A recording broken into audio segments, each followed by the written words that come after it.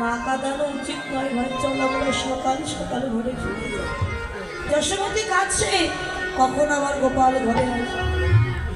এক দাদা ভাই 100 টাকা দিয়েছে, আর একজন দিদি ভাই 200 টাকা দান করেছেন। আশীর্বাদ করি দান যেন কৃষ্ণ চরণে পৌঁছে যায়, গোবিন্দ যেন তাদের দীর্ঘায়ু দান করে, দিদি ভাই যেন স্বামী সন্তান নিয়ে সুখে থাকে, কৃষ্ণ পদে মতি থাকে।